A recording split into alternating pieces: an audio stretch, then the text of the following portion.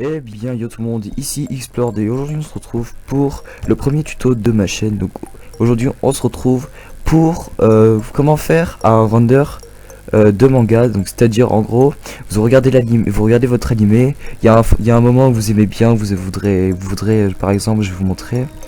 Regardez par exemple, je crois que j'ai déjà ouvert l'image. Non, attendez, je vais vous montrer.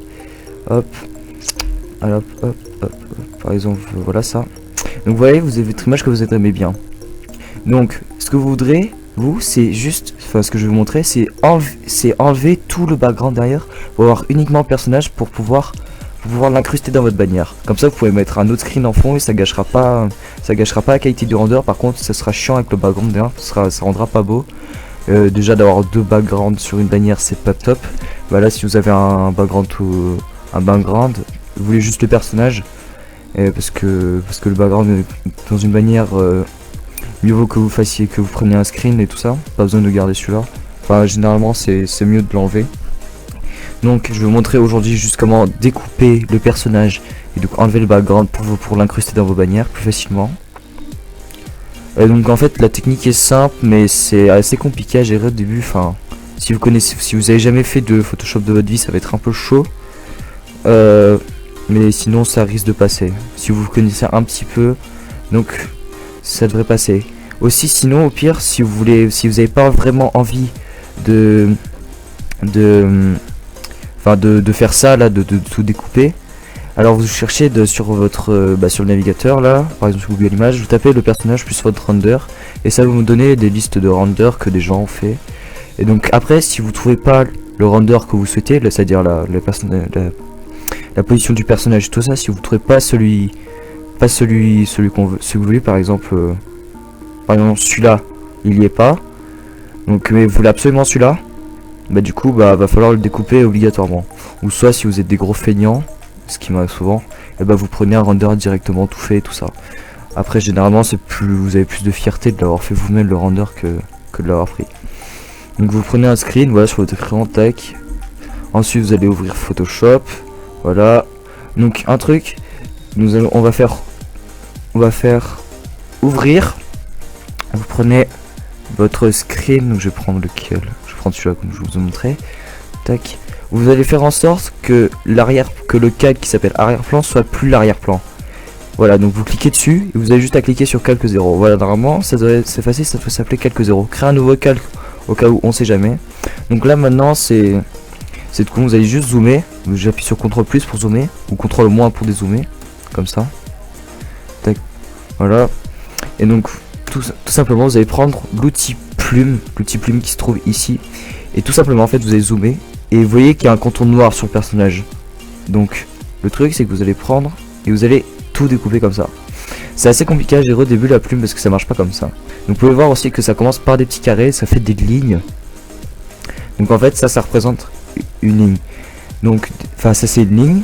Et ensuite le truc c'est que si vous voulez faire des lignes arrondies comme ça, vous appuyez sur ça, vous maintenez le clic, lâchez pas le clic, et là vous allez voir que deux lignes vont se former qui seront à peu près sur la même droite quoi.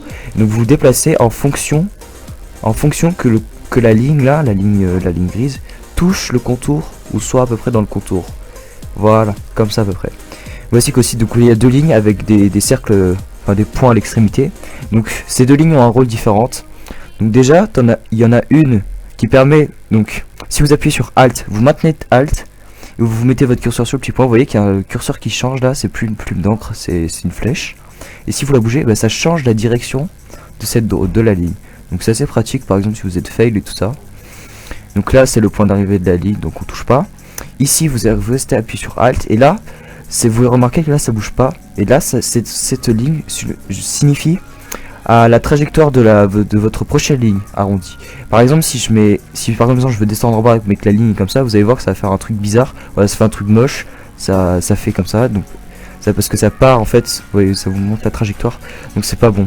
Donc ce que vous devez faire, donc en gros c'est d'appuyer sur Alt, vous voyez, vous attendez que le curseur change, vous restez toujours appuyé sur Alt, tac, vous vous placez vers le contour comme ça, mais vous voyez que c'est pas, vous savez pas un carré, du coup la ligne elle a pas été créée. Du coup ce que vous devez faire c'est que maintenant par exemple vous appuyez là, vous remarquez que la ligne elle continue, elle suit selon la trajectoire que vous avez mis. Donc en fait ensuite c'est tout con, hein. Ensuite il faut juste continuer.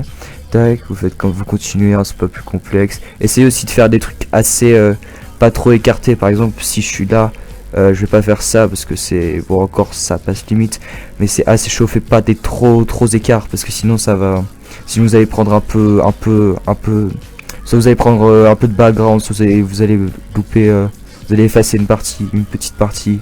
Vous savez ce que quand on efface une petite partie, ça se voit quand même de loin des fois, donc faut faire gaffe. Et donc voilà, donc on continue, hein, donc je pense que je vais faire ça en accéléré.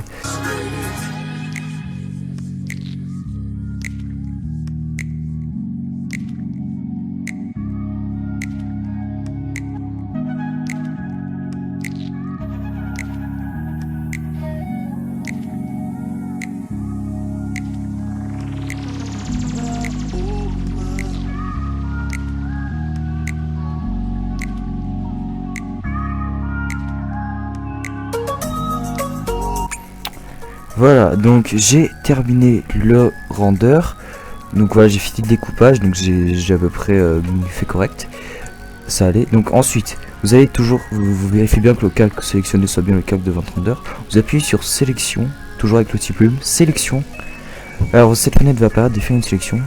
Donc normalement la fenêtre est déjà toute configurée, il n'y a pas besoin de rien changer normalement de base. Ou au pire, si vous n'avez pas la même chose que moi, bah mettez la même chose que moi. Voilà, donc ensuite vous appuyez sur OK et vous voyez que ça fait la sélection. Donc ça a sélectionné tout votre personnage, enfin tout ce que vous avez découpé. Donc maintenant vous avez juste à faire un petit CTRL C, vous créez un nouveau calque, vous appuyez sur CTRL V et vous avez juste à effacer le background, effacer l'autre image. Voilà, donc vous avez une copie du rendu. Vous voyez qu'aussi c'est pas nickel parce que c'est normal, hein.